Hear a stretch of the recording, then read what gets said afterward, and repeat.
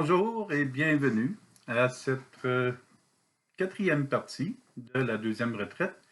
Euh, J'espère que ça va bien, que ces méditations qui sont, bon, pas nécessairement parfaites, mais que ces méditations aident à nous centrer sur le Seigneur, nous centrer sur la vie spirituelle et nous donnent un temps de réflexion sur comment améliorer notre route, comment ouvrir le chemin qui conduit toujours au cœur de Dieu, ce qui nous amène au sujet de la retraite, la conversion continue, ça veut dire la conversion chaque jour, qui est très important. On ne se rend pas compte des fois quand on passe un mois ou un an à ne pas y réfléchir, à quel point on peut s'être éloigné.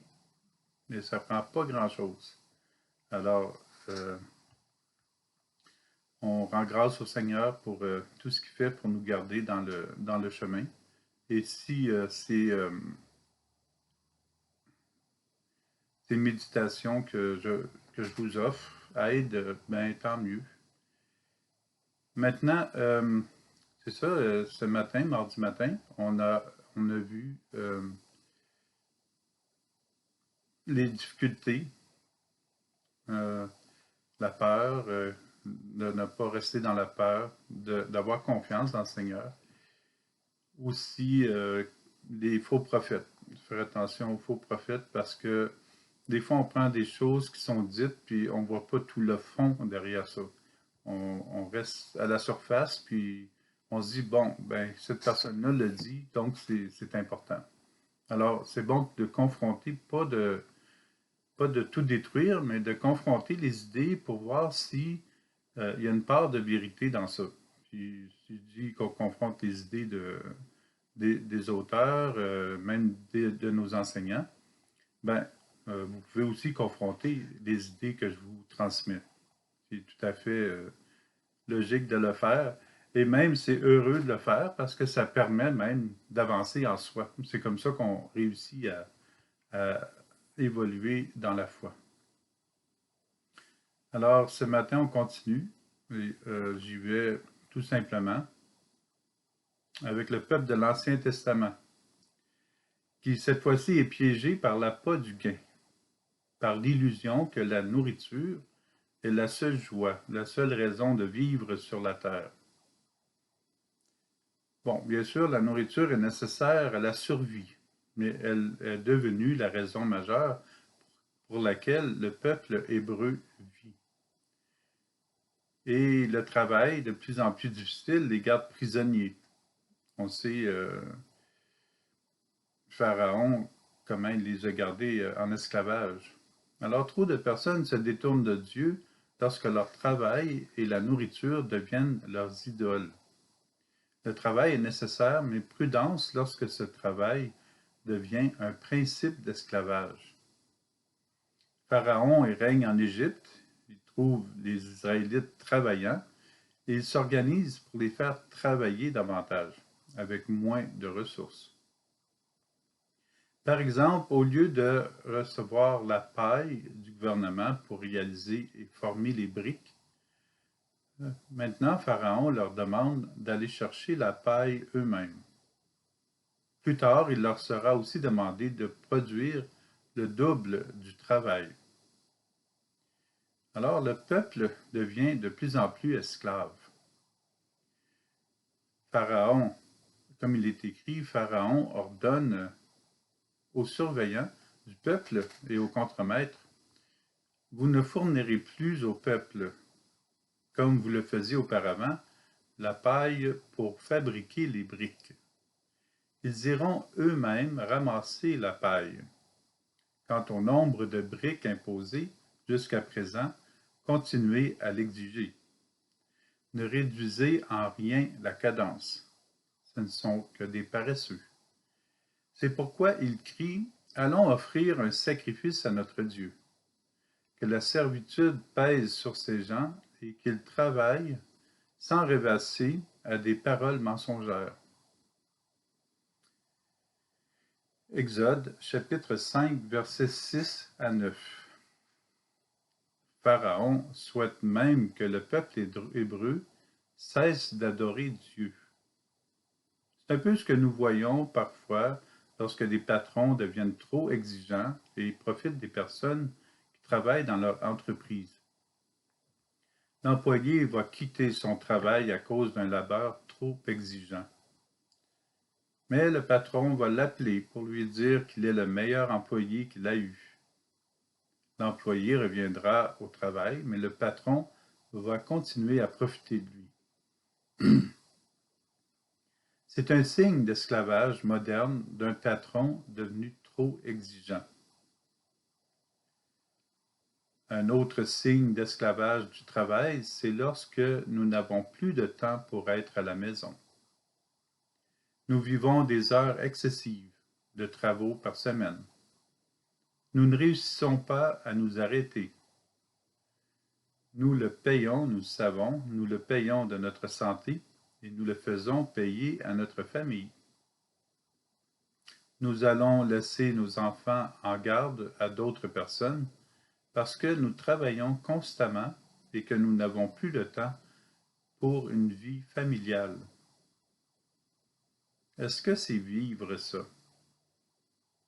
Ça donne l'impression que la vie est comme coincée, elle tourne en rond, elle est piégée. Et Dieu, nous nous éloignons progressivement de Dieu parce que nous pensons avoir mieux à faire ou nous en avons trop à faire. Puis vient la libération du peuple d'Israël par Dieu qui les conduit hors du pays d'Égypte. Nous disons que Dieu a fait sortir les Israélites, travailleurs, de la terre d'Égypte, de leur esclavage. Mais en vérité, Dieu redevient progressivement leur Dieu. Non pas que Dieu ait arrêté d'être ami avec son peuple, mais le peuple, acculé au mur, a décidé de redevenir ami avec Dieu. Après leur nouvelle conversion, cela n'a pas été long, qu'ils ont été éclairés par le Saint-Esprit et par Moïse pour sortir de leur forteresse d'esclaves. Et ils ont permis à beaucoup de personnes de suivre leur exemple. Une multitude disparate les accompagnait. Exode, chapitre 12, verset 38.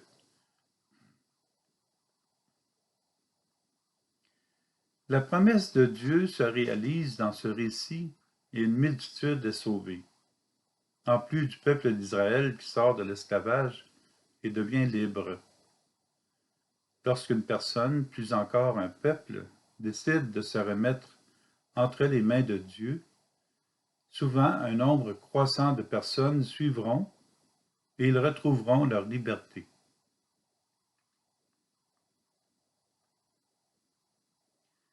Jésus est venu nous montrer le vrai visage de Dieu. Il est venu pour nous guérir et nous aider à sortir de nos esclavages et à nous convertir, bien sûr, si nous voulons accueillir Jésus comme notre Sauveur et notre Seigneur. Comme il est écrit, beaucoup de gens le suivent et il les guérit tous. Matthieu, chapitre 12, verset 15. Continuons de travailler à notre conversion au cœur sacré de Jésus et il va nous montrer dès ici-bas qu'il est notre Seigneur et notre Sauveur. Posons-nous la question: est-ce que je suis devenu esclave de quelque chose ou de quelqu'un?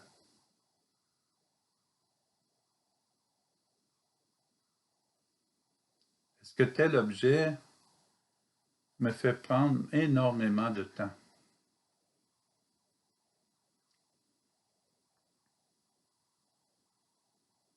Est-ce que telle attitude est devenue un problème trop envahissant?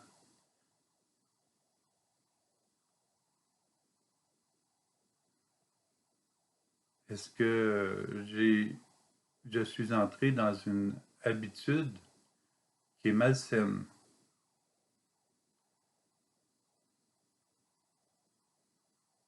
Est-ce que mes propos sont toujours justes?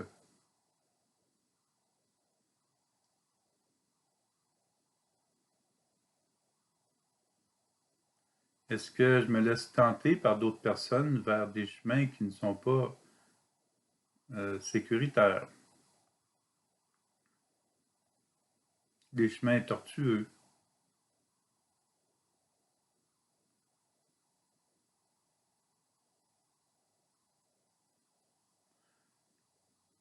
Est-ce que ce que les autres me disent m'influence négativement?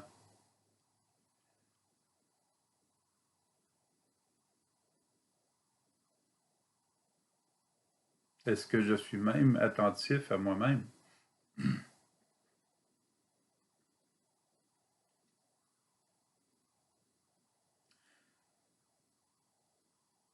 Posons-nous la question. Est-ce que je suis devenu esclave de quelque chose ou de quelqu'un?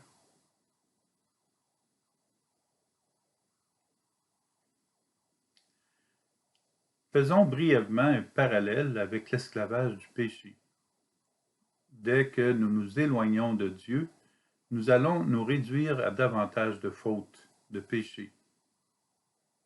L'éloignement de Dieu sera causé par l'esclavage qui nous enlise dans le péché. Le péché et le mal conduisent toujours loin de Dieu.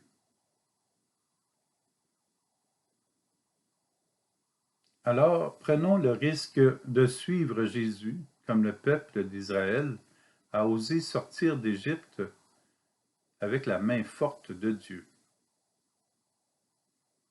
Osons sortir de nos mauvaises habitudes.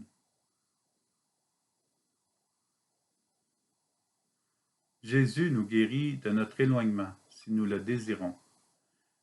La décision nous appartient, puisque nous sommes libres.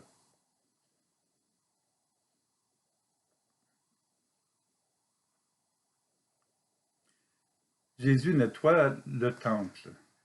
On se souvient, Jésus renverse les tables des changeurs dans le temple. Lisons ce bout de texte. Dans le temple, il trouve installés les marchands de bœufs, de brebis et de colombes, et les changeurs. Il fait un fouet avec des cordes et les chasse tous du temple, ainsi que les brebis et les bœufs. Il jette par terre la monnaie des changeurs, renverse leur comptoir et dit aux marchands de colombes, enlevez cela d'ici. Cessez de faire de la maison de mon père une maison de commerce. Ses disciples se rappelèrent qu'il est écrit, l'amour de ta maison fera mon tourment. Jean chapitre 2, versets 14 à 17. Jésus nous invite aussi à lui demander de renverser toutes les tables garnies en nous qui nous éloignent de lui. Nous avons personnellement des tables qui contiennent des choses inutiles, des pensées négatives ou autres poids conscients ou inconscients que nous traînons, que nous portons. Seul Jésus peut nettoyer les tables de notre vie, la table de notre mémoire, la table de notre passé, la table de notre futur.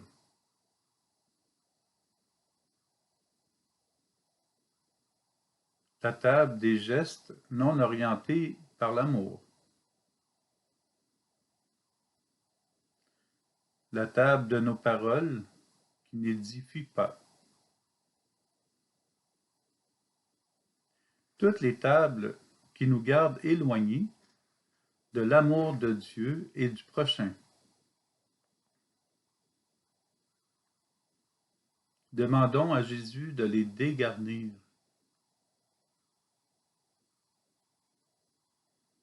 D'enlever en nous ce qui est inutile, ce qui ne sert plus. les rêves qui sont irréalisables. D'ailleurs, le rêve n'est jamais une réalité. C'est seulement quand on est dans la réalité que nous sommes dans la réalité. Et nous sommes invités à accepter Jésus comme notre Sauveur et Seigneur personnel.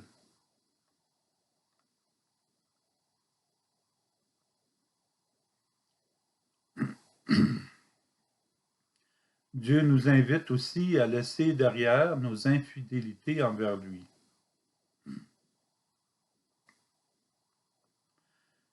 L'éloignement de Dieu conduit à l'infidélité. Pardon. Dieu n'est jamais éloigné de nous, mais nous nous éloignons trop facilement de lui. Cette infidélité se traduira dans nos autres relations. Devenir infidèle à Dieu ne peut que nuire à notre fidélité aux personnes qui nous tiennent à cœur. Le Seigneur, le Dieu de leur Père, sans attendre et sans se lasser, leur envoyait des messagers, car il avait pitié de son peuple et de sa demeure, mais eux tournaient en dérision les envoyés de Dieu, méprisaient ses paroles et se moquaient de ses prophètes. Deuxième livre des Chroniques, chapitre 36, versets 15 et 16. Comme nous venons de le dire, Dieu nous offre une multitude de personnes et de moyens pour nous aider à demeurer dans son amour, mais trop souvent, nous les détournons du revers de la main. Jésus nous offre, par sa grâce, par son amour bienveillant, de toujours demeurer avec lui. Paul nous dit, nous qui étions des morts par suite de nos fautes, il nous a donné la vie avec le Christ. C'est bien par grâce que vous êtes sauvés. Lettre de Paul aux Éphésiens, chapitre 2, verset 5.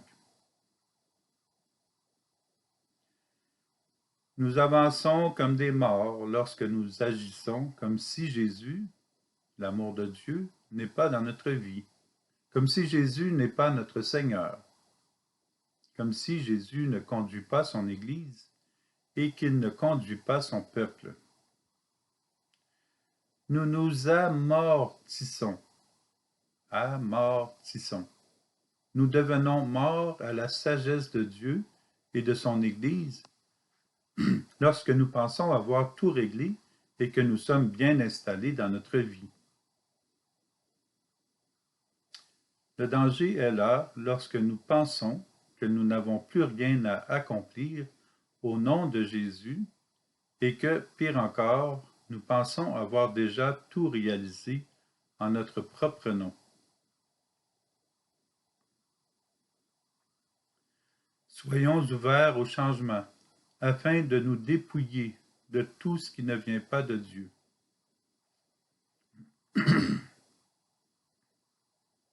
Soyons ouverts au changement. Mais le changement, c'est pas juste de déplacer des choses, de déplacer des paroles. Le changement, c'est d'accueillir, de nous laisser dépouiller, d'accueillir l'amour de Dieu qui nous dépouille de tout ce qui ne vient pas de lui. Permettons à Jésus de nous déranger et qu'il vide nos tables trop bien garnies. Alors là, la joie de Dieu va augmenter dans notre vie.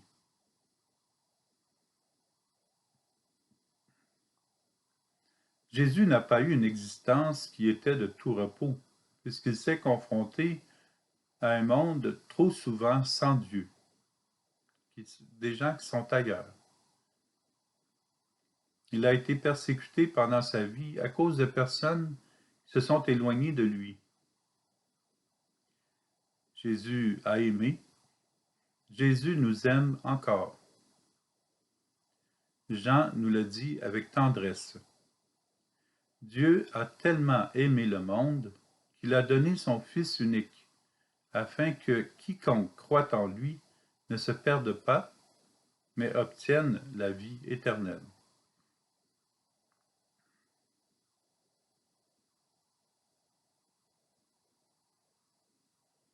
Jésus a pris soin de nous et il nous invite à prendre soin les uns des autres. Le pape François aussi va en ce sens. Que tous puissent admirer comment vous prenez soin les uns des autres, comment vous vous encouragez mutuellement et comment vous vous accompagnez. Le témoignage de communautés authentiquement fraternelles et réconciliées, cela est toujours une lumière qui attire. Admirer la présence du Christ dans la vie. Encourager les personnes, les gestes, les paroles. Devenir de plus en plus authentique et fraternel. Voilà ce qui est une communauté qui laisse la joie de l'Évangile passer. La joie de l'Esprit Saint passer comme un bon coup de vent sous le soleil d'été. C'est une bise de joie qui nous fait du bien ainsi qu'aux personnes de notre entourage. Dieu ne condamne personne et si nous ne condamnons personne, nous vivons dans la joie du cœur de Dieu. Choisissons toujours la table de Dieu au lieu de toutes les tables remplies et encombrées de notre vie. L'autel où il se sacrifie pour nous, en ce moment, où il nous donne sa vie et par laquelle il nous sauve du mal et nous garde unis en son royaume à chaque messe. Que le Christ Verbe et Eucharistie nous garde libres et dans sa paix. Paul nous partage ses profondes inspirations. Dieu a jugé bon qu'habite en lui toute plénitude et que tout par le Christ lui soit enfin réconcilié. Faisant la paix par le sang de sa croix, la paix pour tous les êtres sur la terre et dans le ciel. Lettre de Paul aux Colossiens, chapitre 1, versets 19 à 20.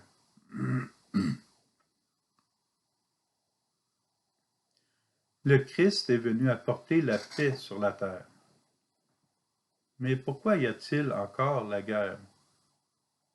En effet, la paix est présente sur la terre grâce à Jésus, mais il y a trop de personnes qui ne l'ont pas encore compris et qui ne connaissent pas Jésus. Nous vivons comme si la parole de Dieu n'était pas effective ou efficace.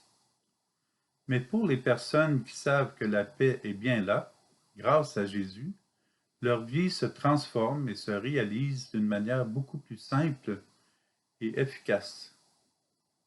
Ils apprennent à vivre avec Jésus dans la paix et dans la joie, malgré toutes les difficultés qu'ils rencontrent durant leur vie. C'est un peu ce que les responsables du temple ne semblent pas saisir. Pour eux, nous sommes dans la paix seulement lorsque nous prions et jeûnons.